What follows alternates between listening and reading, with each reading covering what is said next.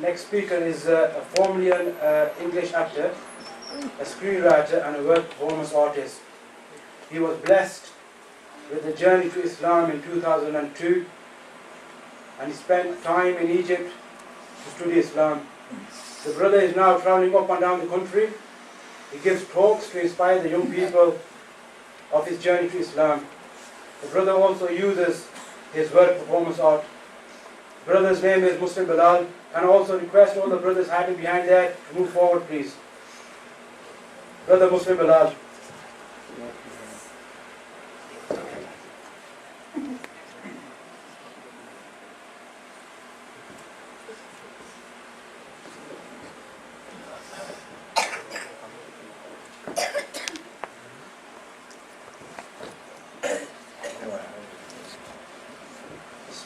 Assalamu alaikum. Alaikum assalam. All praises for Allah. May peace and blessings from Allah be upon all His messengers. The brothers asked me to request the youngsters to move forward, but it's up to you really and truly. You know, it's up to you. Because everything in this life is up to us. We've been given free will. You know, we've been given free will.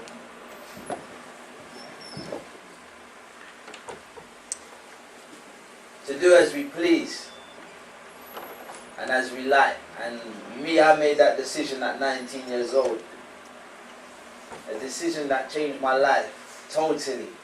I still sit here sometimes and I think to myself, I'm still trying to take it all in. Like, how did I end up here? I didn't know I was going to end up here. If you told me when I was like 17, 18, that in years to come you're going to be in Nelson, in a mosque with loads of Pakistani people listening to a lecture in Urdu, I said, why would I be there doing that? This is not the direction my life's going. I'm more likely to be in Miami or something, or in Jamaica, smoking something, eating fish by the water. That's my culture. That's where I'm supposed to be. So we're given free will.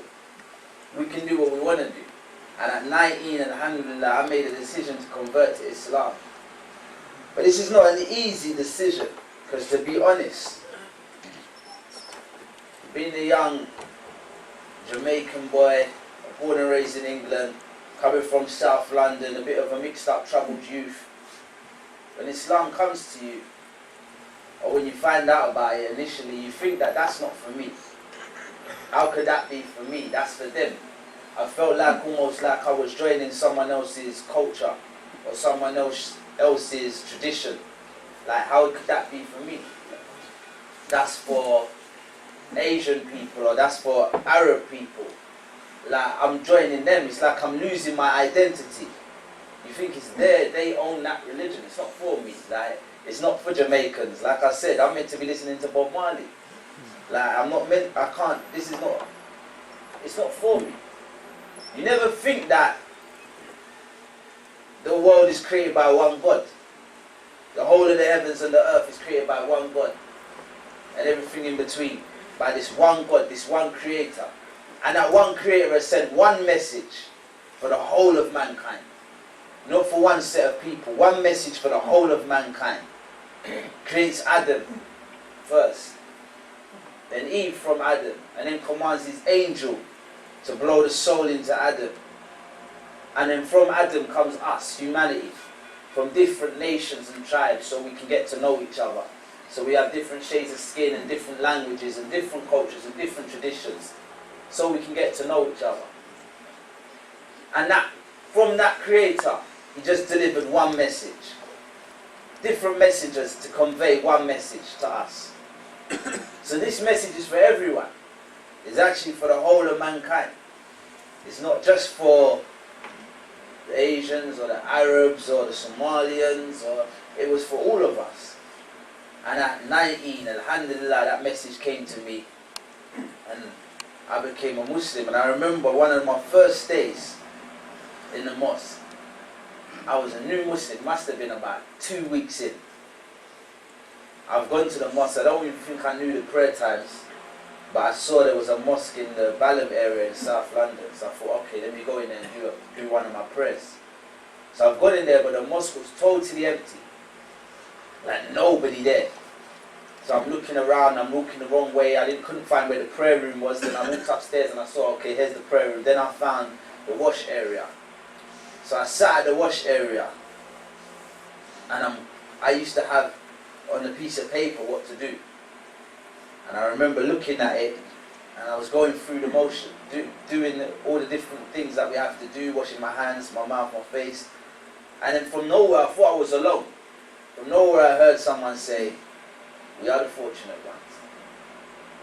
And I've looked to my left and I see this black Jamaican man, but he looks much older, like my granddad. He's about in his 80s or 70s to me. And he just said, he's just washing, he's making wudu, and he said, "We are the fortunate ones." And then he's finished, he's turned off the tap, but I didn't see him in there when I first walked in. So he's turned off the tap and he's walked out, and as he's walked out he says, "I am 72 now, took my shahada only 2 years ago. We are the fortunate ones." And then he walked out. I sat there, and at the time I was just thinking, fortunate. Like, we're fortunate. This word, these choice of words he chose to say we are fortunate, because this message came for the whole of mankind, but some will reject it, and some hearts were open enough to accept it. But Allah is in control of what, like, Allah has guided us. This Creator who created the heavens and the earth has guided some of us, some of mankind, to understand the true purpose of life. We're very fortunate to know what our purpose of life is, to understand where we come from, to understand why we're here, and to understand where we're going to go after we die. We're very fortunate, because I know firsthand what it's like to not know what you're living for, to not know why you're living. See, the first stage of my life was ignorance. Like I said, I grew up in South London. My parents are from Jamaica. Now, we're born and we're coming to this world, and we don't know what we're living for. We're just living. We're living every day. I'm following the routine and the pattern that my mum done. And my mum's following the routine and pattern that she learned from her mum. And then she's following her. We're following our forefathers. We don't know what we're living for. We're just joining into this routine.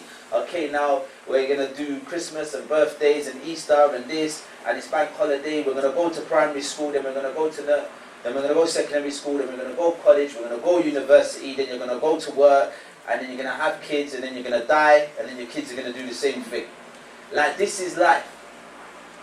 And you think, okay, what do we need then? And what you have to do is you have to focus as much as you can, because you need to go to school so you can have this education, because with this education you can get a good job. And with a good job you can make money. With a lot of money, then you can have a house, and you can have a car, and you can take care of a family, and you can go on holiday twice a year, and you can provide for your kids and pay for them to have education, and then you die, and then they do the same thing.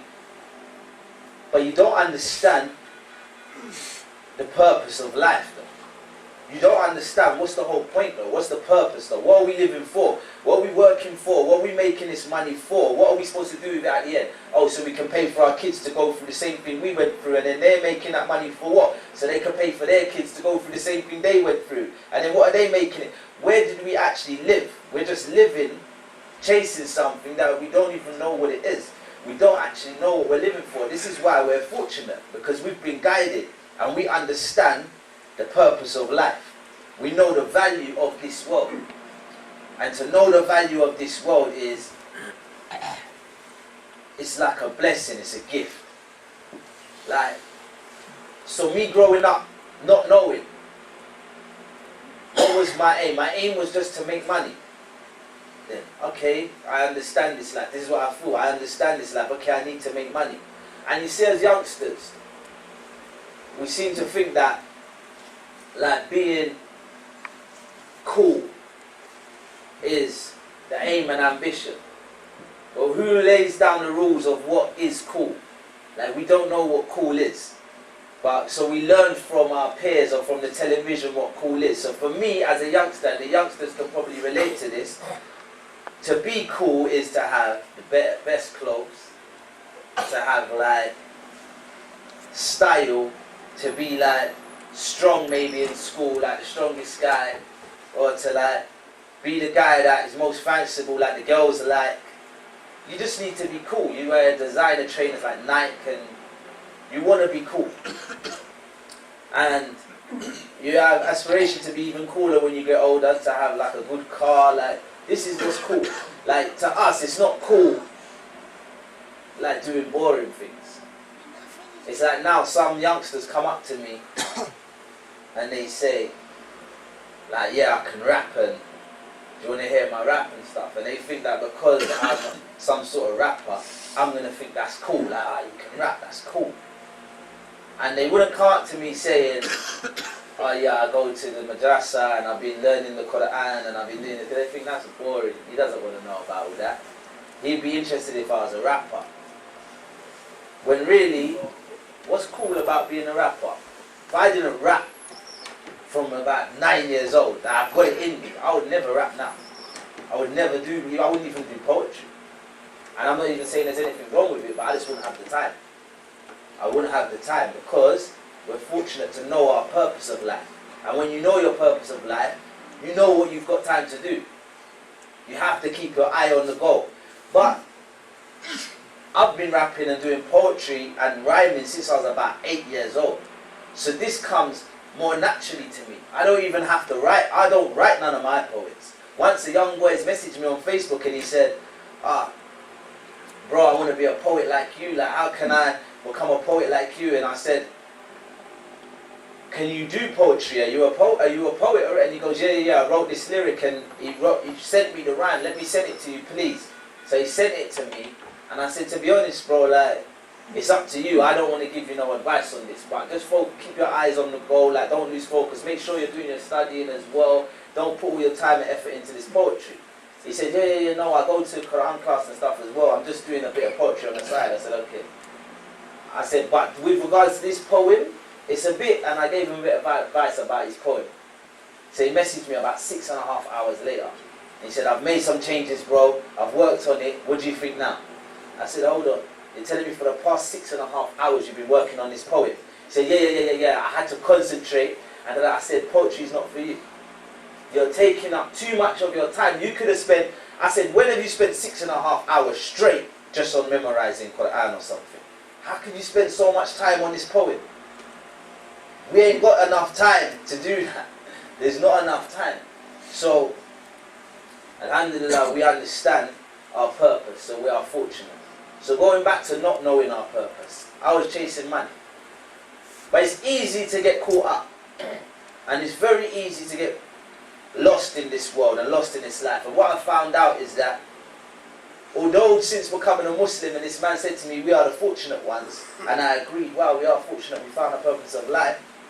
Since being a Muslim, I realized that even when sometimes you look at maybe you might fall victim to looking at a non-Muslim or something, or looking at someone who's not been guided and think, oh, we need to pray for these people. They've not been guided. We're on the straight path and they're not.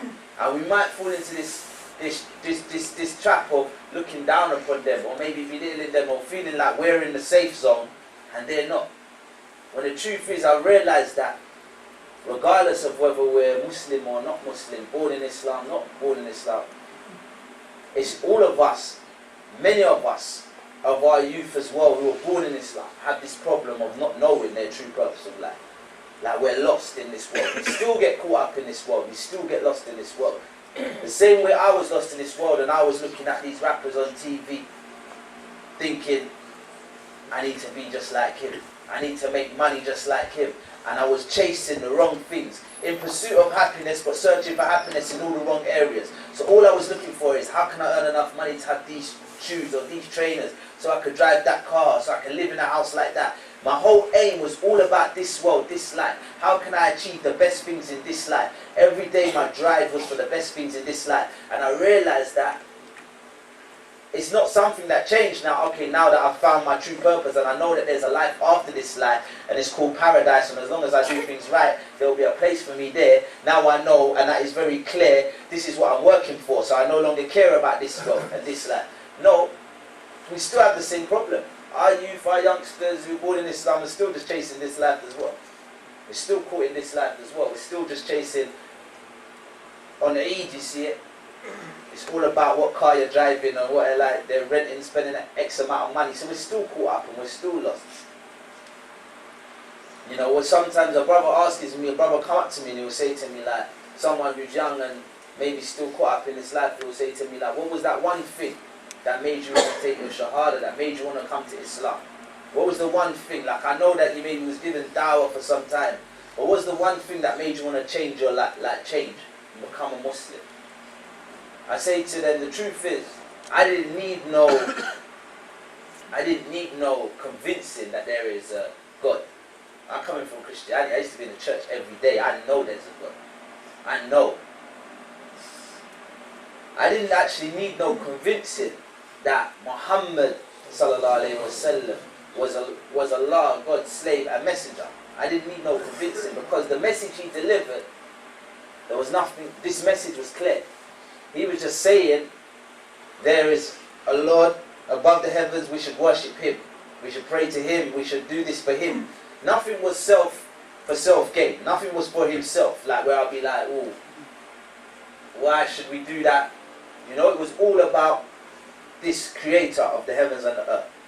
Now, anyone can tell me that you was created by a creator and you should pray to that creator. You should worship that creator.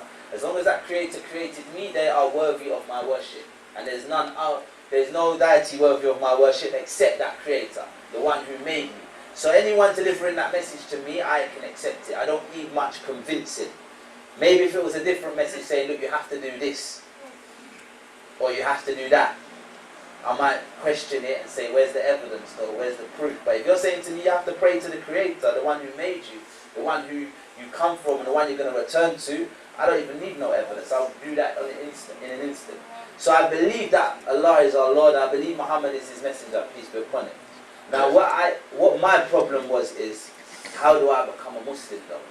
Why would I make that step? What was it that made me take that step? That made me want to take my shahada? Because to be honest, what we do is we believe but we delay. I wasn't ready.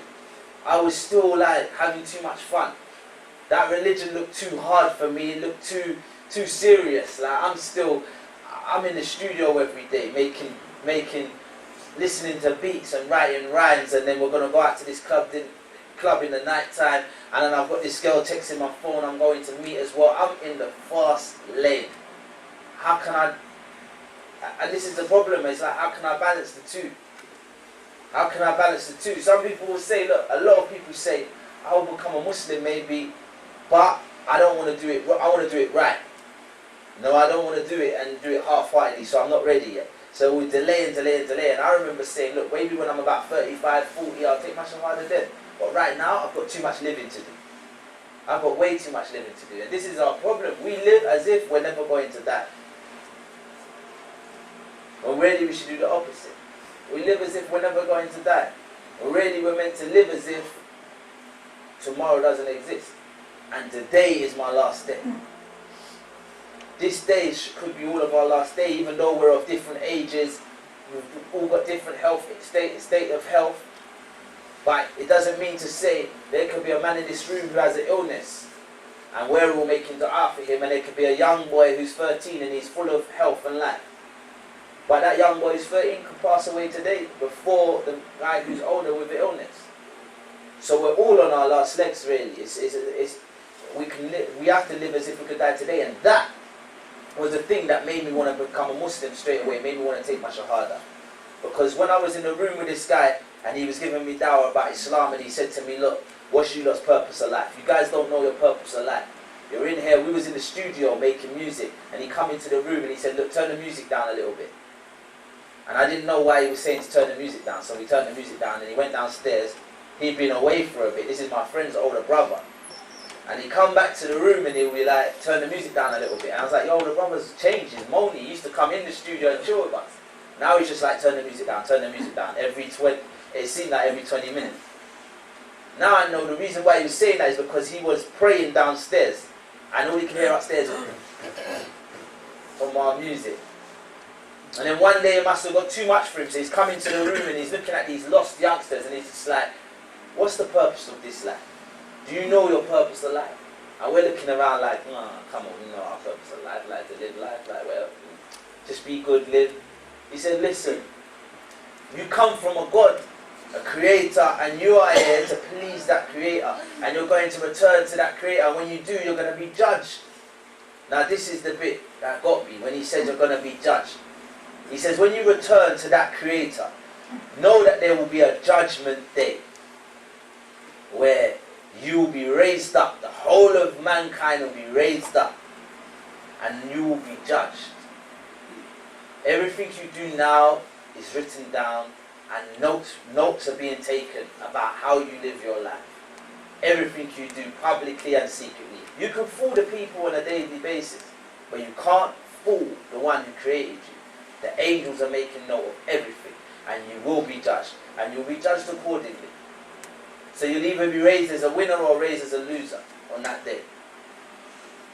So when I'm listening to this and me believing, wow, this day's going to come, I'm going to be raised up. What will become of me after my judgment? If I look at the things, if I evaluate the things I do on a daily basis and how my life is, I can see where it's going, this judgment day is going. So I knew I had to make some changes. I knew I had to change myself and start becoming a better person. I needed those angels to be writing down things that are good, that will be good in my book. I needed them to be writing down things that are pleasing to Allah, so that when I die, He can look through my book and see, okay, you've done all these good things. And not just see all the rubbish I was doing. I needed some good. So I wanted to make steps to start doing good in my life. And I went, first step was going to take my shahada, and I felt like a fish out of water that day. As I'm in a room and I'm surrounded by, that was my first time I was in a room where I was surrounded by people from completely different nationalities, different styles. This is not what I was used to, because you know what they seem to do, the government, is they put all the people from the same culture in the same areas. So it's easier. It's like here in this area, it's a lot of Pakistanis, it looks like you're all here. And then you go to my area in Brixton, it was a lot of Jamaicans. You go around the corner, you're in Lagos, in Peckham. Then you go to Whitechapel, you're in Bangladesh. You go to Ladbroke Grove, you're in Morocco. So they just put all. So for me, I just knew my culture. I knew my friends and my people. So to go to this house to take shahada, and I see this man looks a bit different from me. These people, they're all different from me, all sitting in a circle together. This is the first experience of the beauty of Islam. Seeing these people of different races, different nationalities, different ages, different first language. And that's the beauty now I've seen to a different extent. Having to travel the world and then still feeling at home no matter where I go, because exactly the same thing happens. Today, I arrived in Nelson. Some brothers picked me up from the station. They greeted me with Salaam Alaikum in their right hand. They took me in their car to the masjid. I come to the masjid, I hear the adhan and I hear the prayer. And the prayer is in Arabic, Alhamdulillahi Rabbil Alameen. And it's that language, that tongue. And I was in Malaysia. Brothers picked me up from the airport. They greet me with their right hand. They say the same thing, Salaam Alaikum. This is hours away. We go to the masjid, it's the same thing. Alhamdulillah, it's not different. It's, no matter where I go, I still feel at home. Everywhere in the world. Now this is when I saw the beauty of this religion. Now everyone's speaking that same tongue, united on one tongue. SubhanAllah. So this day when I took my shahada, I'm in this group with different people, different nationalities. Took my shahada. I felt the love in the room. Everyone was hugging me and giving me gifts. And one brother said to me, you feel like a new person. And he said, like, don't feel like you have to tell your family you're a Muslim now, because they're going to question your decision. And they might question you so much, but you're new, you don't know much about this religion, that you might start to question yourself, because you can't answer all their questions. And that might make you question yourself and feel like, you know what, maybe I did make a mistake. So just practice slowly, learn slowly, and then tell your family. So I was shy at first. I'd go home and I wouldn't tell my mum. I didn't want to pray in the house, and the Islamic prayer was different from me. As a Christian, I just thought like, yeah, we just pray. When we want to pray, I'll ride on my motorbike and I'll be praying. And whenever I had time, but the motorbike, why I pray when I'm on my motorbike is because this is the time when I'm riding along the road, and I'm not doing nothing. I haven't got no stereo on my motorbike, so now's a good time to pray. Let me talk to God right now. It fits in. And then when I get off and I'm busy, it's a good time to stop, and I get on with my work and that stuff I have to do. When I finish my work and I've arrived home and I'm ready to go to bed and I've chilled, I've done all my stuff for the day, now's a good time to pray. But then I've learned now, since I've become a Muslim, yeah, we do all those supplications when we're traveling, but it says there's fixed times that we have to pray, which for me was like, wow, these fixed times are quite hard, because they come up in the middle of your day, in the middle of doing something. So I could be halfway through doing a job and that prayer time comes up. I could be halfway through watching Man United versus Man City, 76 minutes, and then that prayer time comes up. But then I realised the wisdom behind it is like, well, what matters? You have one purpose of life. So what matters? So this shows, because it's easy to say, I love Allah. Like these questions are going to be asked in the grave. Who is your Lord? Who is your Prophet? And what is your religion? It's easy to say, yeah, I love Allah. Muhammad is the messenger of Allah, and Islam is my religion. It's easy to say it at the tongue, but what does our hearts really do on a daily basis? When that football is on, do I see 76 minutes, Allah, alright, time to pray, pause, this comes first. This is what I'm living for. This is what I'm living for. Or,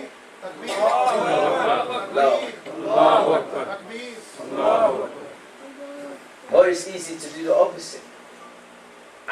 And we put these things first. Oh yeah, I'll pray after. I'll delay. You know, so when we're free, when we've got time, like how I used to. But this, we had set times and a set way to pray, which you couldn't be discreet. You can't just like, alright, I'm just gonna. You have to face a certain direction, do a certain action, go down, go up. So if I was doing that, and I'm at my house and my mum's there downstairs, I'm going to be shy. She starts calling me for something. Ashley, you hungry? My name's Ashley before. Ashley, you hungry? I'm not answering because I'm praying. Then my mum comes upstairs. She looks at me in my room. Ashley, you didn't hear me calling you. What's wrong with you? I asked you if you're hungry. And I'm like this. And she's looking at me and I can't break the prayer and answer her. What's happened to my son? I'm shy. I can't do that. So I used to wait till my mum goes out. And my mum hardly ever went out when I was young. So she'd always just be on that sofa in front of me. So I used to wait. I used to go to the toilet. I think I'll pray in there. You know, I'll pray. This is the thing though, we're babies when we first. And this is what we have to realise. Someone takes a child, they're a baby. I'll go in the toilet and pray for me. My mum ain't going to call me. I'm in the toilet. And then I was going to classes once a week. And this is the importance of seeking knowledge and going to these classes. Because I'll go to the class and I'll realise that in my first lesson they talked about the importance of prayer. And they said when the prayer is good, everything else will be good. If it's bad, everything else can be bad. It's the first thing we're judged upon. The prayer, you're asking for guidance every day. Guide me to the straight path, the path of those who you have favoured, not those who have earned your anger or those who go astray. Guide me, guide me. You keep asking Allah to guide you. Sometimes we're worried about the bad things we do and we need advice, but really it's the sin. We need to just go back to basics and just pray and ask Allah to guide us to the straight path, because that's what He will do. If you're praying to Him with a sincere heart to guide you, He's going to guide you. So these prayers, I learned about the places that were forbidden to pray, and they said in the bathroom, in the graveyards. I was like, oh my, I've been doing this for the past week. But I didn't say anything. I stopped. But alhamdulillah, Allah made it easy for me, and slowly but surely it became easier. My mum started to understand what I was doing, and we started talking about it until my household became like an Islamic household. So my distractions were still big though, on the streets. People phoning me saying, put it on the radio, your song's on the radio, do this, do that, and I'm on my way to the mosque and I'm trying to do lessons until the teacher said to me, look, you seem like you're very distracted. You need to why don't you go to Egypt, my country, and go to study there, live there. I'd never even been on holiday before. And this is like a big move for me. I'm going to go to Egypt, but this is the thing. We have to be prepared to make sacrifice. This is the thing, you have to be prepared to make sacrifice, because it's like we will wake up in the morning to go to work. We don't want to, but we set an alarm. We have to go, or to go to university. Because we need that money, that paycheck at the end of the month, or we need those grades. Well, university students, I didn't go, but I know some used to be up doing an assignment till 4 a.m. because they need to hand it in the next day because they need to get these results. People going to the gym, they'll go to the gym every day, a certain time, working hard in the gym because they want their body to look a certain way. But we want Allah to be pleased with us. We want to be awarded paradise at the end of this life when we die. But it's like we're not doing that work. We're not putting in that work to get there. We're not prepared to make sacrifices to get there. How hard are we prepared to work to get there? Like, I was so distracted. I see myself falling back down the hill. The same door I walked in Islam, I could see myself walking straight back out of it because I started getting bored. There's nothing to do now, I'm a Muslim. So slowly, when you're bored, when my friends call me, you know what, I might come down there. And I tell myself, there's a masjid at the top of the road anyway, so when it's prayer time, I'll just walk up to the masjid. I'm going to come check you lot now. And then you go there, and then you're so into the music again, you're like, and you're like, whoa, I didn't even pray. It's easy to get caught back in. How bad do you want it? You have to stay focused. So I went to Egypt, and that's where I got my focus. I started seeing life differently and understanding the purity of Islam, because when I first converted, I've met so many different Muslims. It's like I felt like a puppet getting pulled one way, another way. These Muslims are pulling me like, come with us. This is what you should be doing. You're new, come. Don't listen to those brothers. Don't listen to them. They're just going to tell you to come with us. And I was like, okay. And they're telling me, look, come with them. Look, we're going to go here for 40 days, we'll stay here and we'll do this, and then we'll go there and you'll love it, you'll feel beautiful. And then I've left there and I'm stopped to go and pray in another masjid, and they're saying, brother man, I heard you've been going to that masjid up the road.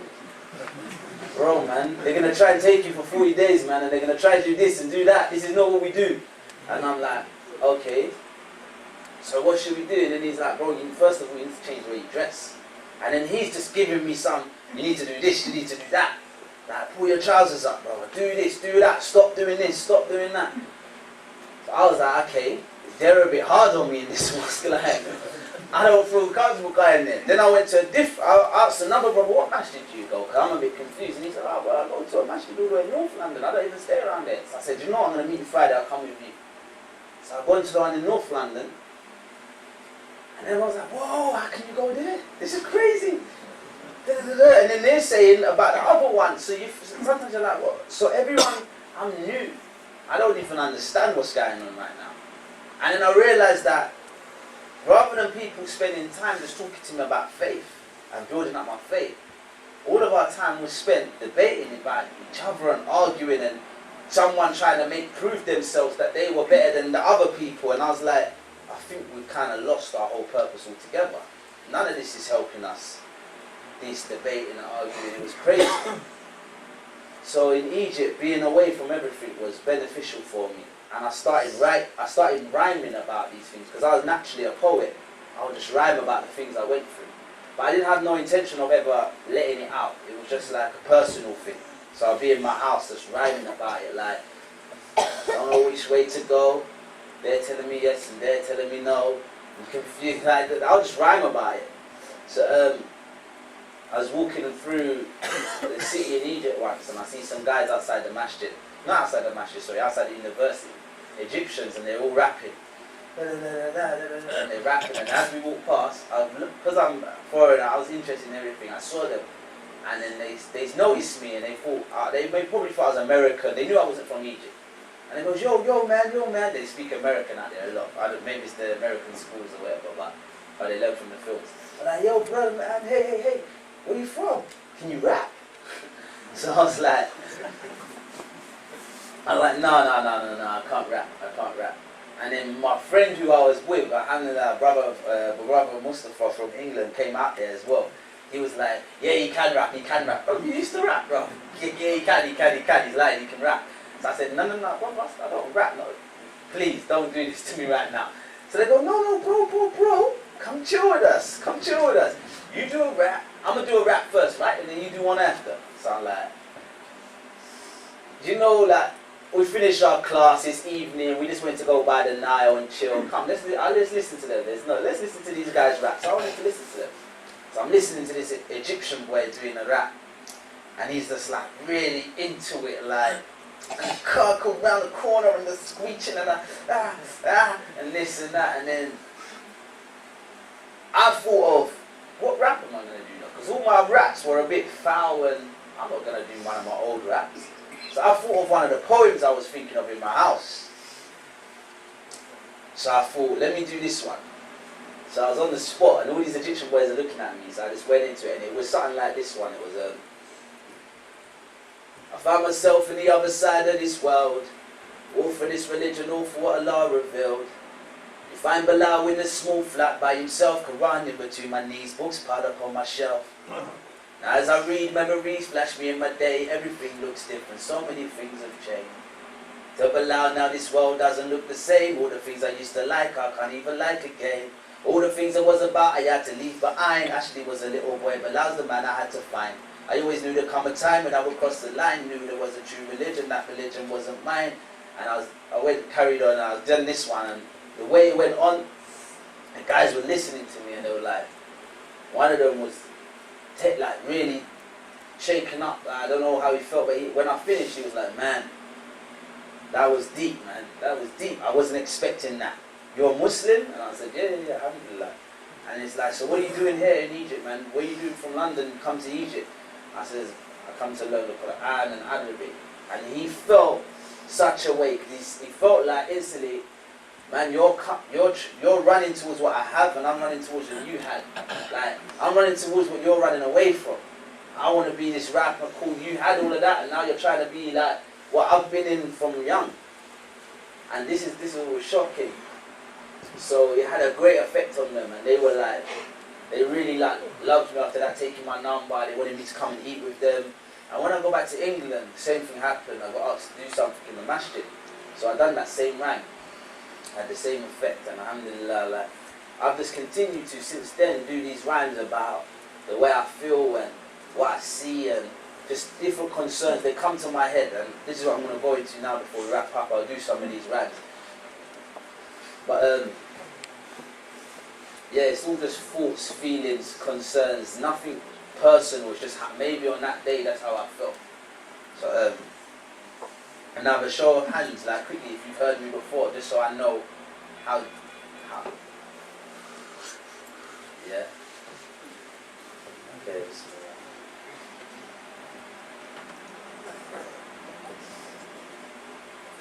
I'll start off with something, start brand new there. It's only right.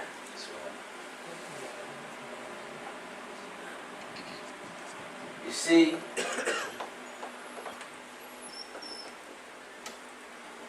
they no longer recognize the guy that used to play football in the alley as a kid. Because Ali grew his beard big.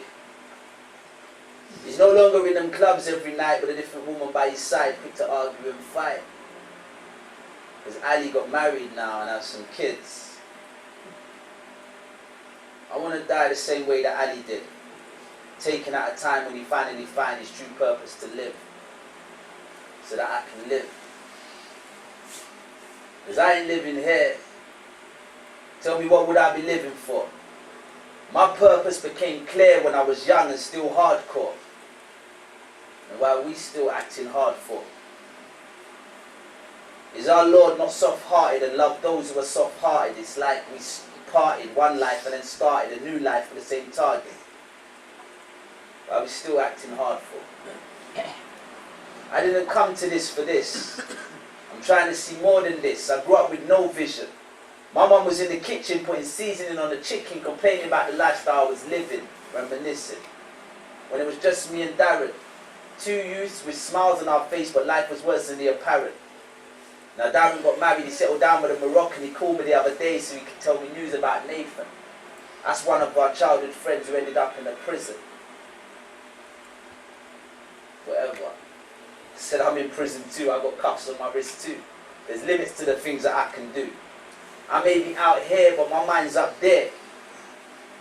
Someone told me there's a life after this life, and as long as I can do things right, there might be a place for me in this place called paradise, and those words sounded nice.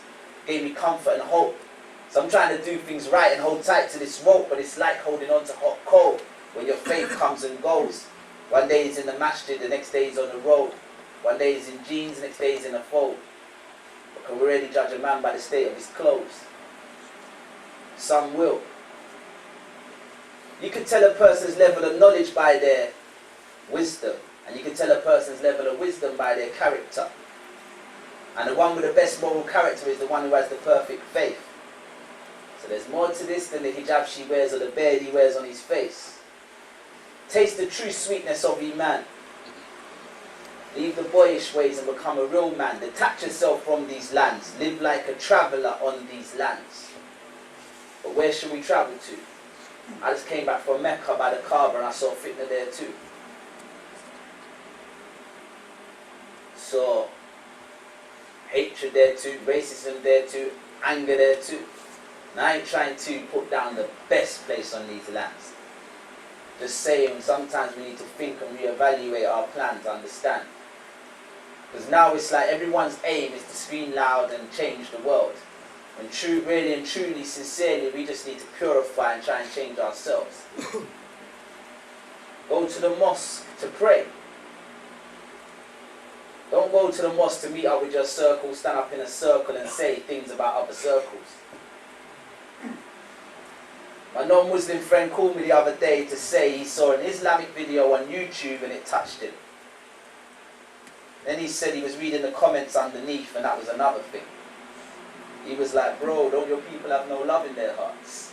This guy's meant to be your brother, he made a mistake and all this slandering starts. He said, that ain't a religion for me. There's too much hatred and anger in it for me. I wouldn't even be able to sleep. I wasn't even able to speak. I'm like, I just came from the street. Converted to Islam because I believe I came from Allah and I returned to Allah. It's that simple. It's black and white. I didn't come to no religion to argue and fight. I left those days behind. Our purpose in life is to worship, get married young, look after our children, respect our dads and take care of our mums. It's black and white. But I'm surrounded by lights, camera, action. I'm the topic of debates, gossip, and their discussions. Somebody tell them I ain't got the time for these distractions. But when I die, I'm afraid of what might happen. They recognize my face. Some stop me for my autograph.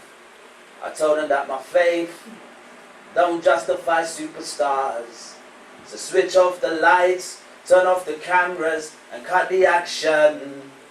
But when I die, I'm afraid of what might happen.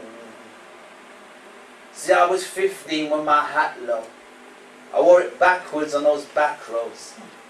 I used to have a string vest and my jean shorts and my Air Max and my afro. I rode a GT doing wheelies. I saw tapes turn into CDs, loves turn into envy, as I'm turning to envy. But I didn't change when they hated me. I didn't change when they rated me. Allah sees what they didn't see and rewarded me with those brown knees. So at 19 I'm in a masjid, socks off on that carpet, Shahada on the tip of my tongue and it's equal where my heart is. I'm going back to the day where I started. My hair fade without parting. I had a tracksuit in a Mercedes, text messages from ladies. They would say I've gone crazy, ghetto child from those 80s. I was raised on Bob Marley, now I'm listening to Mashari, Rashid, Alafasi. Why'd I change, they ask me. To them this life means everything. To me it's only temporary. So at 21 I went to Egypt. I'm learning Quran and Arabic. I was an Ahli fan, not Zamanlik. And Madina Masjid is where I live. I weren't fazed by the pyramids. I was fazed by the love they give. Out there with no family, but I'm still eating with families. And at 28 I went to QA. I'm a London boy from a bad estate. Now I'm out here on this Gulf Road in my flip-flops and my white fold. How did I get here? I don't know. Where are my old friends? I don't know. But if I die tomorrow, this is the way that I want to go. This is amazing when I look at where I am today. This ain't what I was raised on. I call this the chosen way. I used to go into my church every Sunday. My mum was cooking rice and peas, listening to reggae. Typical black boy from a typical black household, walking with his jeans low, face like he owns a road. Before there was no hope, I used to make a lot of dough. But ask me about Islam or Allah, I say I don't know. A few books, a few months, a lot of reading. New season, it brings a new way of thinking. I read them when a Muslim is speaking. I listen, I smile because of the beauty I found in his religion. This is what was missing. The final piece of the puzzle. It's all starting to make sense now. Before it was all muddled. I was stuck in the jungle, blind like a bat. Now I see quite clear. It's a laugh, thank for that. He brought me the facts. Now the boy from the flats is the boy who lays head down on the mats. It's as simple as that. And now that I found Islam, inshallah, I'ma never turn back. Cause I was on the outside looking in, a ghetto child lingering. I'm thinking, should I take it now? And thoughts were just wavering. Will it make my daddy proud? What am I gonna say to him? Can I go back to my house? Mommy, I'm a Muslim. How's she gonna take it down? How they gonna take it in? Will I end up kicked out? Will I get a kick in? I don't know what to do. Gotta plan my next move. Wanna take Shahada soon. Really gotta think it through. What's right for me I have to do. I live for me and not for you. I don't believe that is true. The things I read in the news. It's my choice, I'ma choose. I ain't got nothing to lose. This is the religion, the truth. Read the books, found the proof. Ismail came to me, sat me down and said to me, what's your purpose in life? Because this was like a game to me. And I would think occasionally, Ismail was right, I need to fix up my life tonight, could be my last night. So just before the summer year 2002, my mind's already had a wonder, now it's time to make a move. I made my way down to the studio where I linked up with my crew. I'm sitting on a single chair, running my fingers through my hair. I said, yo, it's your Phil, it's your older brother here. Thankfully he says, yeah, Ismail was downstairs. And he'll be up in a minute. He's just having a word with his mother. When he comes up, I tell him, I want to take my shahada. He looks at me and smiles. I stand up, receive a hug. He said, I see you as a friend of mine. I look at you like a bruv. Now I can feel the love, no longer feeling lost. He said, take off your cross and take a drive to New Cross, where I met my Uncle Yasser and his brothers from all over. And they said it's time to leave the ghetto life way over your shoulder. So I said, La ilaha illallah, Muhammad Rasulullah. There's no true God except Allah. Muhammad is his messenger. And I ain't going church no more, I'm going Jummah. Friday at Streatham Mosque, Mumtazan the Khutbah. I wanted to get the front row, I had to get there early. He read a prayer in Arabic, I understood it barely. I really got to learn it quick, I got myself a teacher. Then I went to Egypt so I could learn the language better. I'm feeling all emotional, I wrote my mum a letter. In Egypt feeling lonely, wanted to find myself a lover. I tried to get married but I suffered a bit of racism. He said she couldn't be with me because my parents were Jamaican. And I said, hey, but I still pray and I fast in Ramadan.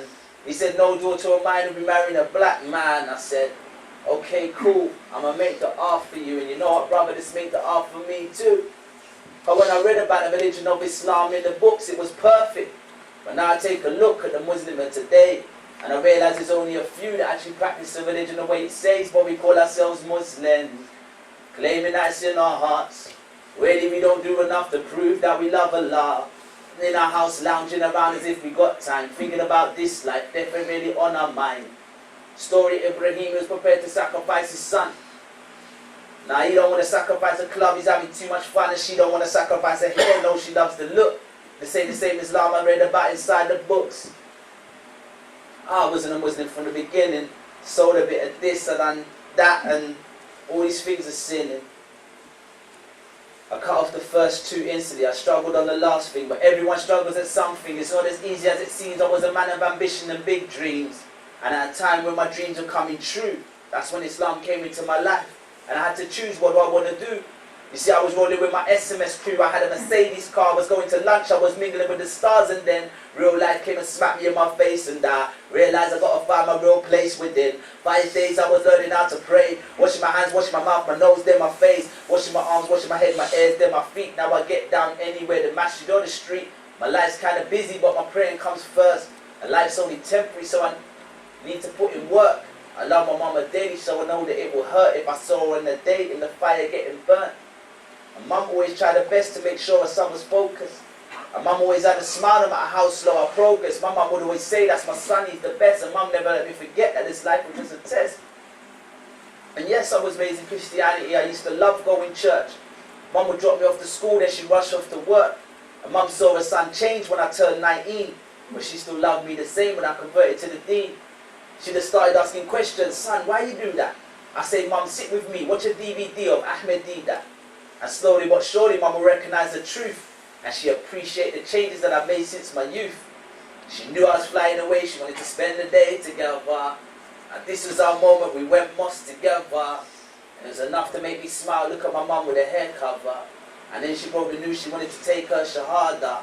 I said, Allahu Akbar. Because obviously, I love Allah the most in this dunya. And then I love the Prophet and his sunnah. But after my love for Islam, comes a love for my mother. To tell my mother when I die, don't cry. Pray for me and my janazah wife. I believe in a life that goes on beyond the sky. I'm just trying to get there while I'm here still alive.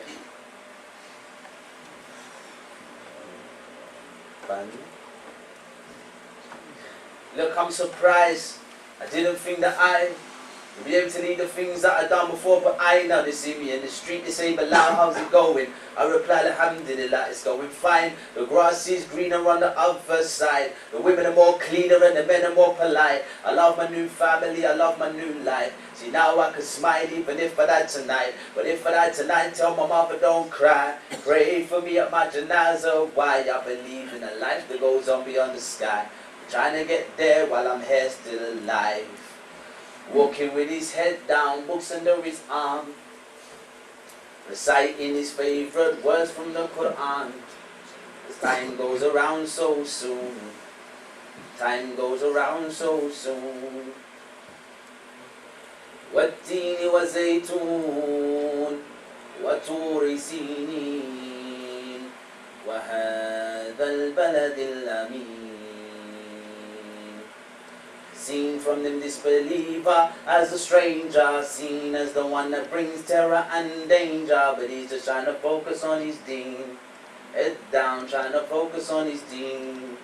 Brother, do you want for me what you want for yourself? Brother, do you pray Allah gives me strength and health? Brother, do you forget about me because I'm far? Brother, do you love me? Fi sabilillah. Thank you. It's been a pleasure entertaining you. I just hope this benefits you the way it's meant to. I took you on a journey, gave the story of my life, and I may not get to tell this story again after tonight, but this could be a good night. It's been a good night, and if we pass this test, I say it's been a good life. I'm glad I put things right. I was on a bad path. Now I like to make guzzle in my bath, wrap my head up with a scarf. I like a nice faux duffer, or a sleeveless puffer. Keep them trousers above the ankles. There's problems in this dunya, but I'm seeing the angles clear. I'm in my 11th year. So this is like 11-year-old aspiring his pairs. Should I even be here? We could trade places and you could take the chair. And please don't cheer, don't clap. And please don't compare me to rap. Because I am just a speaker. I speak in the language of the youth. I understand them. I've been through what most of them been through. But now I'm on the stage with a different ambition. Like Malcolm, I'm a man on the mission. I made the transition. I came from the streets to Islam, the ghetto. And when I see my brother give a palm, embrace with a hug and greet with salam. Salamu alaikum, like soldier. I got one thing that I'll do. It's about 1-2 minutes long. It's quick. I made it up. About a little while ago, I was in Malaysia. And there's more women there than men in the audience. So because we got sisters upstairs, I won't forget.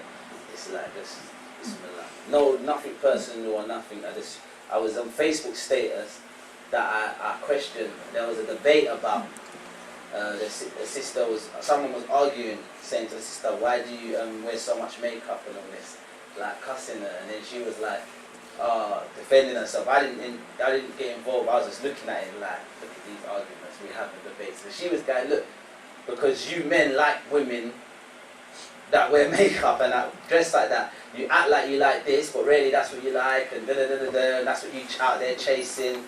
So I was like, I was thinking, no, like they got it. That's not what we.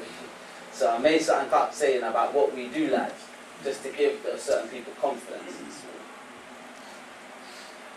Sister, I don't even see your face. Sister, I don't even hear your voice. Sister, we can't even smell your scent. You must be the ones Allah sent. Pious sisters, we can't even see your face.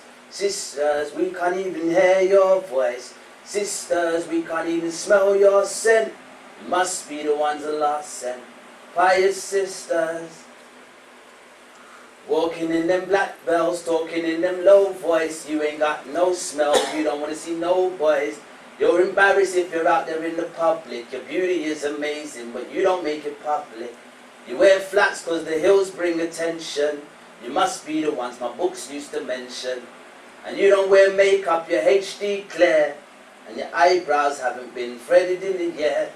You got a head full of knowledge and a heart full of fear. Eyes full of love and your hands full of care. Loose are the garments that you like to wear. You could have a good body but you prevent the stares. Sister, we don't even see your face. Sister, we don't even hear your voice. Sister, I don't even smell your scent. You must be the ones Allah sent by your sisters. Yeah, that's it. Khalas.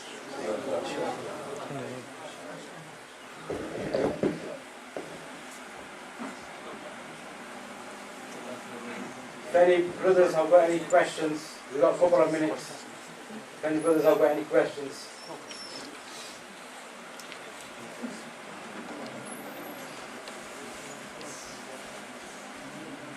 Next, can I invite Mia Abdul Haq, the Vice President of UKIM Mission, to come and say a few words.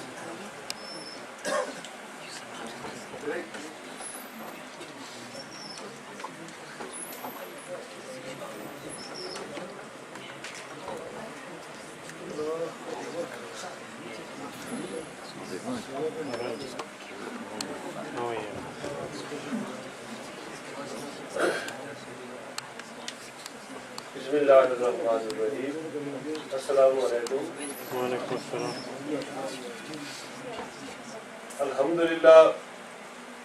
Alhamdulillah Rabbil Alameen. محترم بھائیوں، عزیزوں، پہلی بات تو یہ کہ وقت بھی کم ہے، اور دوسری بات کہ حضرت مولانا ظفر اقبال صاحب کی تقریر اور برادر مسلم بلال صاحب کی گفتگو سننے کے بعد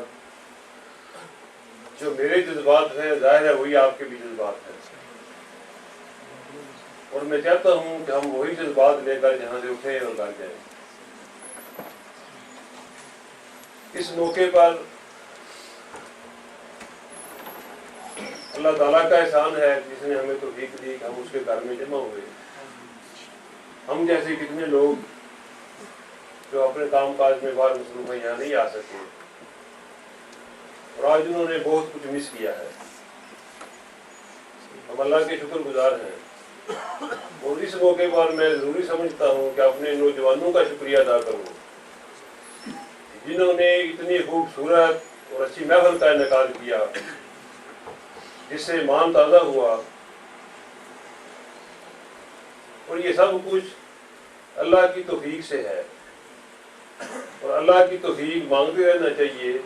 یہ انسان کی کوئی اپنی بہادری یا کمال نہیں ہے، اور جو اللہ کی توفیق مانگتے ہیں اس کا شکر ادا کرتے ہیں تو اللہ کا وعدہ ہے وَإِن شَكَرْتُمْ لَأَزِيدَنَّكُمْ۔ جس طرح مولانا فرما رہے تھے کہ شیطان دشمن ہے، ہمیں یہ کوشش کرنی چاہیے، اللہ سے دعا کرنی چاہیے کہ وہ ہمیں مرتے دم تک اس راہ پر گامزن رکھے، اور ہمیں اپنے دشمن کو دشمن سمجھنے کی توفیق عطا فرمائے جو ہاتھ میں لگا ہوا ہے۔ اور ایسی محفلیں جو ہیں، ایسے پروگرام جو ہیں، وہ انسان کو اللہ کی ذات کے قریب کرتے ہیں۔ تو میں خصوصی طور پر شکریہ ادا کرتا ہوں نوجوانوں کا، بیٹھنا مجھے بہت خوشی ہوئی ہے۔ اللہ تعالیٰ ان کو جزا دے اور ہمارا بیٹھنا قبول فرمائے۔ اقول قولی ھذا استغفر اللہ لی ولکم۔